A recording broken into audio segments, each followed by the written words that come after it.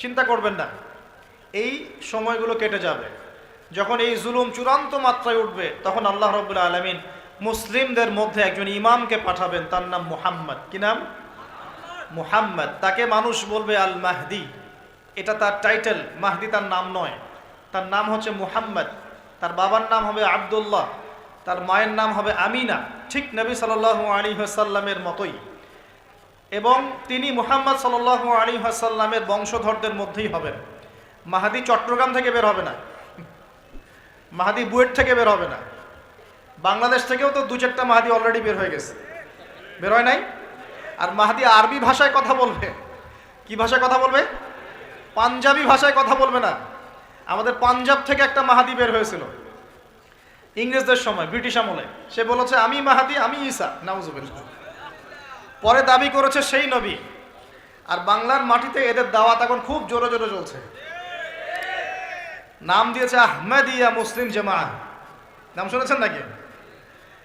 তাদের এই নেতা দাবি করেছিল সে মাহদি, সেই ঈসা, নাউজুবিল্লাহ। তো মাহদি আরবি ভাষায় কথা বলবে ভাই, আর মাহদি হবেন আরব মায়ের সন্তান, পাঞ্জাবি মায়ের সন্তান না। পাঞ্জাবি ভাষায় কথা বলবে না, বাংলা ভাষায় কথা বলবে না। তিনি মদিনা থেকে আসবেন। কোত্থেকে? তিনি দায়িত্ব নিতে চাইবেন না, বরং পালিয়ে আসবেন মক্কায়। মানুষ তাকে জোর করে দায়িত্ব দিবে।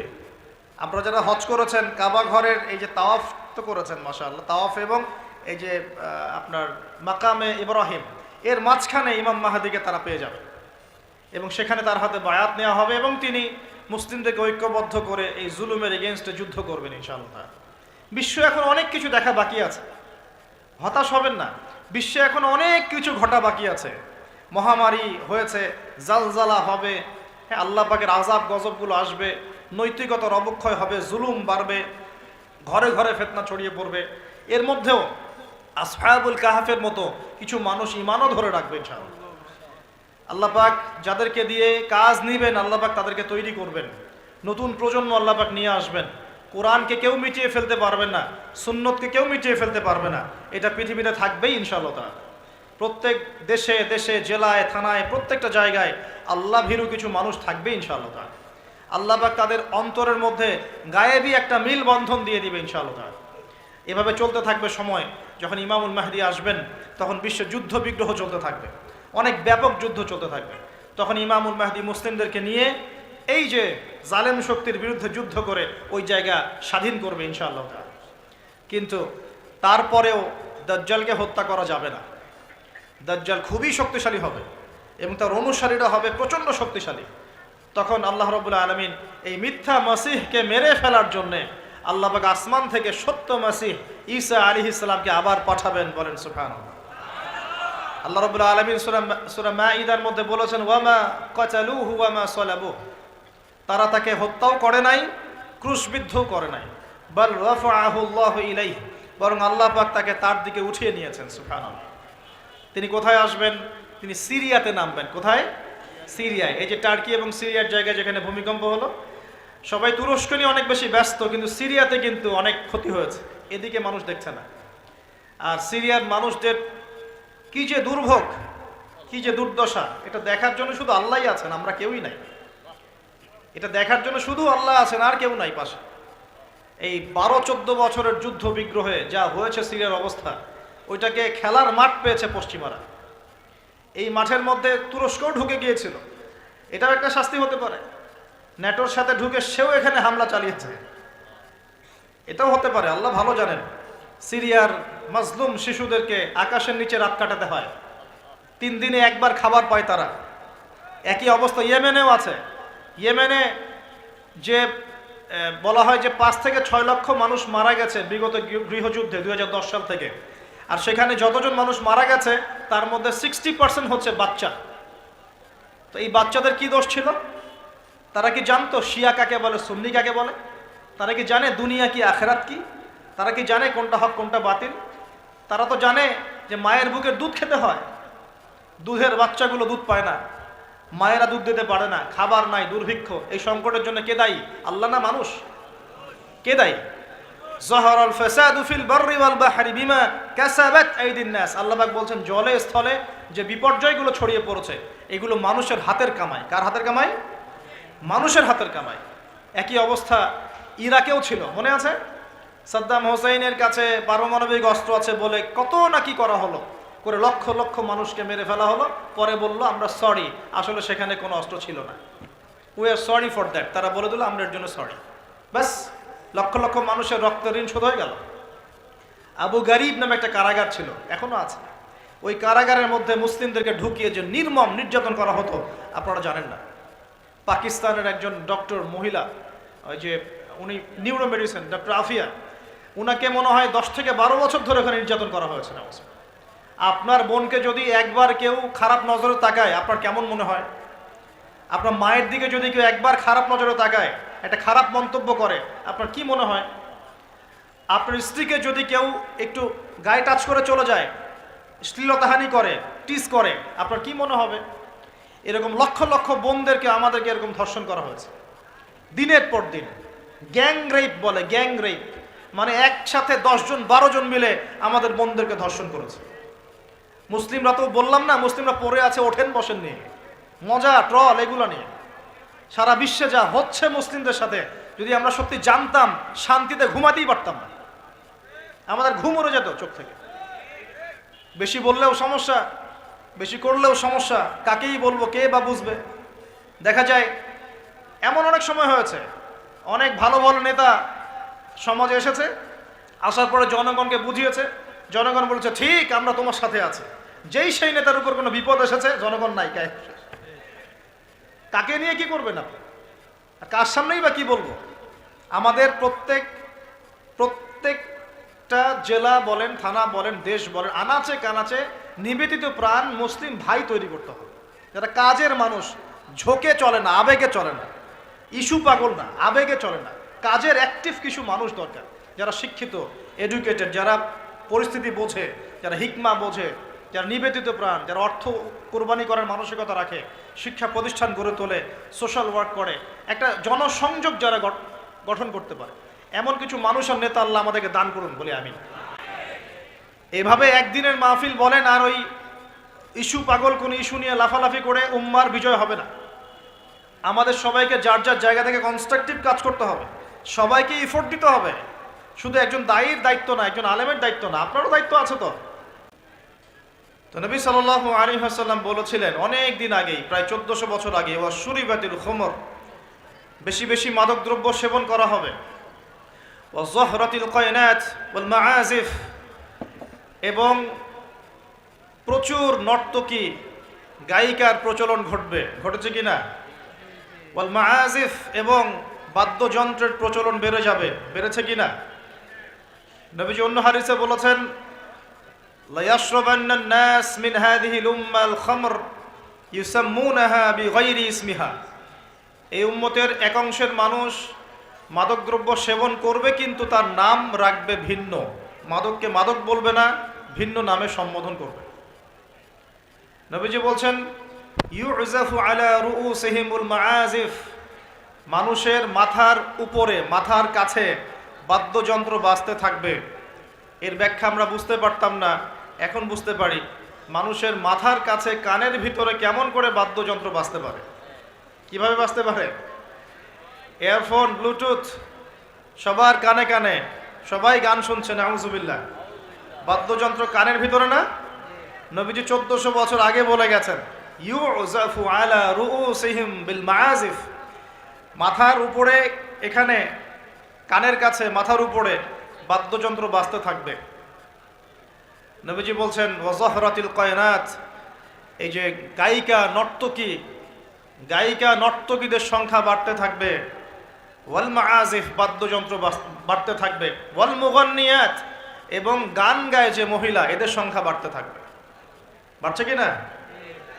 বাড়ছে। নবীজি আরো বলেছেন ওয়ালাআনা আখির হাযিহিল উম্মাহ উলাহা, এই উম্মতের শেষের দিকের মানুষেরা প্রথম দিকের মানুষদেরকে গালিগালাজ করবে। করছে কিনা? শেষের দিকের মানুষেরা প্রথম দিকের মানুষদেরকে গালিগালাজ করবে, বলবে ইসলাম তো ওই যুগে চলতো, এই যুগে চলে না। ইসলাম তো ওই যে সেকেলে ধর্ম, মধ্যযুগীয়, বর্বর, এই কথাগুলো শোনেন কি না? উম্মতের শেষের দিকের লোকেরা প্রথম দিকের মানুষদেরকে গালিগালাজ করবে। নবীজি আরো বলছেন যে ওয়াসাদা কবিলুহু ফাসিকুহুম, একটা কওমের সর্দার হবে ওই কওমের সবচেয়ে ফাসিক ব্যক্তি। নাউযুবিল্লাহ। এমনটা হয় কি না? একটা কওমকে নেতৃত্ব দিবে সেই কওমের সবচেয়ে ফাসিক ব্যক্তি। ফাসিক কে? কে ফাসিক? আল্লাহ পাক ইবলিস সম্পর্কে বলছেন যে ইবলিস আদমকে সিজদা করলো না, সূরা কাহাফের মধ্যে। ওয়াইয কুলনা লিল মালাইকাতি ইসজুদু লিআদম ফাসাজাদু ইল্লা ইবলিস, আমি যখন ফেরেশতাদেরকে বললাম যে আদমকে সিজদা করো, সবাই সিজদা করলো, ইবলিস করলো না। ফাফাসাকা আন আমরি রাব্বি, সে তার রবের আদেশের সাথে ফাসিকি করলো, মানে রবের আদেশ মেনে না চলাটাই ফাসিকি। আর নবীজি বলছেন ওয়াসাদা কবিলুহুম ফাসিকুহুম, একটা কওমের নেতৃত্ব দিবে ফাসিক ব্যক্তি যে আল্লাহ পাকের হুকুম আহকামের পরোয়া করবে না। ওয়া কানা যাঈমুল কওমি আরযালাহুম, সমাজের সবচেয়ে নিকৃষ্ট মানুষকে কর্তৃত্বের আসন দেওয়া হবে। এগুলো হচ্ছে কি না সমাজের মধ্যে? আরো বলছেন ওয়া যাহরাতিল আসওয়াতু ফিল মাসাজিদ, মসজিদগুলোর মধ্যে শোরগোল হট্টগোল বেড়ে যাবে। যাচ্ছে কি না? যখন এমন হবে নবীজি বলছেন ইয়াখসিফুল্লাহু বিহিমুল আরদ, আল্লাহ রাব্বুল আলামিন ওই সম্প্রদায়কে এই ভূমি সহ নিচে ধসিয়ে দিবেন। বলি নাউযুবিল্লাহ। এখন ভূমিকম্প আসছে কি না? আরো বলছেন নবী সাল্লাল্লাহু আলাইহি ওয়াসাল্লাম ওয়ায়াজআলুল্লাহু মিনহুমুল কিরাদাতা ওয়াল খানাজির, আল্লাহ রাব্বুল আলামিন তাদের মধ্যে কিছু মানুষকে শুয়োর এবং বানর বানিয়ে দিবেন। বলি নাউযুবিল্লাহ। আর মানুষ কিন্তু বাহ্যিকভাবে বানর হয় না, দেখা যায় ভিতর থেকে বানর হয়ে গেছে। ভিতর থেকেই বানর হয়ে গেছে। ভিতর থেকে বানর মানে কি? বানর হচ্ছে এমন প্রাণী যে পাবলিকলি জেনা করে, পাবলিকলি জেনা করে। বানরের স্বভাবটা আপনাকে বলছি। বানরের স্বভাব কি? প্রাইভেট লাইফ আর পাবলিক লাইফের পার্থক্য বানর বোঝে না। কোন কাজগুলো প্রাইভেট লাইফে করতে হয় আর কোন কাজগুলো পাবলিকলি করতে হয়, এই কমন সেন্সটা বানরের নাই। আমার কথা কি বুঝতে পারছেন? প্রাইভেট লাইফ মানে যে কাজগুলো আমরা ব্যক্তিগত জীবনে করি, গোপন কাজ। আর পাবলিক মানে যে পাবলিকলি আমরা সবাই বসে আছি এখন, পাবলিক লাইফ। তো প্রাইভেট লাইফ আর পাবলিক লাইফের পার্থক্যটা বানর বোঝে না। আর আল্লাহ পাক কি শাস্তি দিবেন? বানর বানিয়ে দিবেন। সত্যি সত্যি কি মানুষ এখনো বানর হয়েছে? কাউকে দেখেছেন যে মানুষ থেকে বানর হয়ে গেছে? এমন কি হয়েছে এখনো? শুধু সূরা বাকারা একটা দলিল আছে, শনিবারের সীমা লঙ্ঘন করার জন্য আল্লাহ পাক বনু ইসরাইলদের একটা দলকে মানুষ থেকে বানর বানিয়ে দিয়েছিলেন।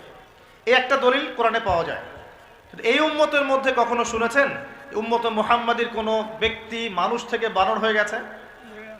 এটা হতে পারে মানুষ ভিতর থেকে বানর হয়ে যাবে, অর্থাৎ পাবলিক লাইফ আর প্রাইভেট লাইফের পার্থক্য বুঝতে পারবে না।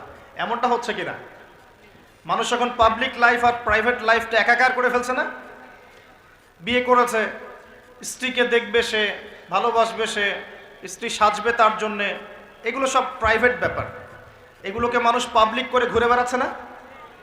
বুঝতে পারছেন না মনে হয়? বাসায় শুয়ে আছেন, স্ত্রীর সাথে গল্প করছেন, প্রাইভেট বিষয়। এটাকে ফেসবুকে ছবি তুলে যারা দিল, সে প্রাইভেট লাইফটাকে পাবলিক করে দিল না? মানুষ প্রাইভেট লাইফ আর পাবলিক লাইফের পার্থক্য বুঝতে পারছে না এখন।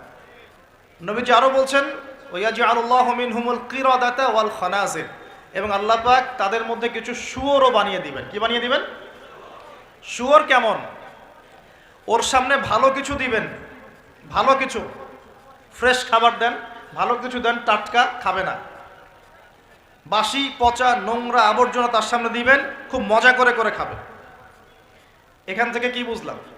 এক শ্রেণীর মানুষ বের হবে এই উম্মতে, যারা হালাল জিনিস ওদের কাছে ভালো লাগবে না, হারাম ভালো লাগবে। বুঝতে পারছেন না মনে হয়? হালাল খাবার দেন, ভাল লাগে না। হারাম মাদক খেতে হয়, গাঁজা খেতে হয়, ইয়াবা খেতে হয়, ফেন্সিডিল খেতে হয়, না হলে ঘুমিয়ে আসে না। গরুকে চড়াবেন তামাকের মাঠ, তামাক যেখানে চাষ হয়। আমরা ওই যে বান্দরবন ওই এলাকার দিকে প্রোগ্রাম করতে গিয়ে দেখেছিলাম, মানে বিঘার পর বিঘা জমিতে খালি তামাক চাষ হচ্ছে, তামাক। তো ওই জমিগুলোর মধ্যে গরু ছাগল চরে না, কারণ গরু ছাগলও জানে যে এগুলো খাওয়ার জিনিস না। বুঝতে পারছেন কথা? কিন্তু মানুষ গোগ্রাসে খাচ্ছে, ডলছে, খাচ্ছে, টানছে। শুয়োর কেমন প্রাণী? যার সামনে ভালো কিছু দিলে সে খাবে না, খারাপটা দিলে আপনি খাবেন। হালাল ভালো লাগছে না, হারাম ভালো লাগছে। আল্লাহ পর্দাকে হালাল করেছেন, পর্দা ভালো লাগে না, বেপর্দামি ভালো লাগে। আল্লাহ পাক, আল্লাহ রাব্বুল আলামিন ইসলাম নাজিল করেছেন, কোরআন সুন্নাহ ভালো লাগে না, মানব রচিত ধর্ম ভালো লাগে, মানব রচিত বিধান ভালো লাগে।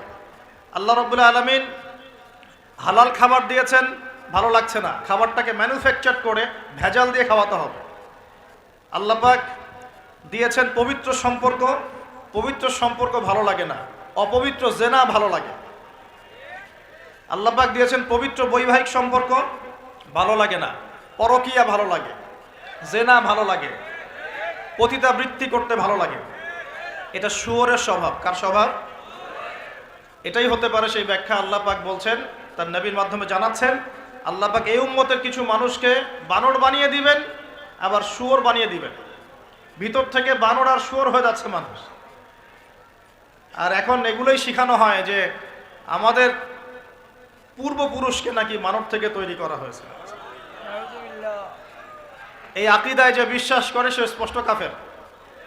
যে এরকম কোন আকীদায় বিশ্বাস করবে সে স্পষ্ট কাফের, এবং তাকে কেউ কাফের মনে না করলেও সে কাফের। এখানে বড় বড় অনেক ওলামায়ে কেরাম আছেন, আমি আসলে তাদের সামনে কথা বলতে লজ্জা বোধ করছি। আপনারা তাদের কাছ থেকে ফতোয়া জিজ্ঞাসা করেন। কেউ যদি বিশ্বাস করে যে আল্লাহ পাক মানুষকে নিজ হাতে আদম আলাইহিস সালামকে সৃষ্টি করেন নাই, বরং মানুষ বানর থেকে আস্তে আস্তে আস্তে আস্তে মানুষ হয়েছে, এই কথা যদি কেউ বিশ্বাস করে, তাহলে সে ঈমান থাকবে না কুফরি হবে? ঈমান থাকবে? কশ্চিৎ কালেও না। একজনকে চার্জ করা হচ্ছে। অবশ্যই এখানে একটা বিষয় আছে, এটা হয়তো সবাই ধরতে পারছে না। এখানে কিন্তু ইস্যু কয়েকটা আছে। একটা হচ্ছে বিবর্তনবাদ, একটা হচ্ছে ইতিহাস বিকৃতি, একটা হচ্ছে সমকামিতা শিক্ষা প্রদান করা, একটা হচ্ছে ইসলামিক যে মুভমেন্ট সেটাকে সবার সামনে নেগেটিভলি উপস্থাপন করা। এরকম কিছু ইস্যু কিন্তু উঠেছে। আমরা কিন্তু ব্যস্ত হয়ে আছি এই বানর আর মানুষ নিয়ে, তাই না? এখানে বানর আর মানুষটা মূল জিনিস না। এই পুরো জিনিসটার মূল বিষয়টা হচ্ছে এমন কিছু প্রবর্তন করার চেষ্টা করা হচ্ছে যেগুলোর উপরে যদি আমাদের প্রজন্ম 10, 20, 30 বছর পড়াশোনা করে, তাহলে 20 বছর পর একটা প্রজন্ম আসবে যারা আল্লাহকেই চিনবে না। এইটা উদ্দেশ্য ছিল, এটা উদ্দেশ্য। আরেকটা বড় উদ্দেশ্য হচ্ছে ইতিহাসকে বিকৃত করা। খেয়াল করে দেখবেন, ফরায়েজি আন্দোলন, হাজী মোহাম্মদ শরীয়তুল্লাহ, তিতুমির, এই যে ইংরেজ বিরোধী বিপ্লবে যারা সর্বোচ্চ নেতৃত্ব দিয়েছিলেন, আলহামদুলিল্লাহ, তাদের নামগুলো আস্তে আস্তে আস্তে আস্তে কিন্তু মুছে ফেলার চেষ্টা করা হচ্ছে। এবং এই জায়গায় কিন্তু এমন কিছু শাসনকে হাইলাইট করা হচ্ছে, যেমন সেন শাসন, খেয়াল করেন নাই? তাদেরকে হাইলাইট করার চেষ্টা করা হচ্ছে, এটা খুব ভালো ছিল। একটা জায়গায় দেখলাম লিখেছে ওইটা নাকি গণতান্ত্রিক ছিল। তা আমরা প্রশ্ন করতে চাই, ওই সময় গণতন্ত্র ছিল? সেন আর পাল বংশের সময় গণতন্ত্র বলে কিছু ছিল? কি দিয়ে মানুষকে কি শেখাচ্ছে আল্লাহ ভালো জানে। তো শিক্ষা ব্যবস্থার বেহাল দশা। কি দশা? বেহাল দশা।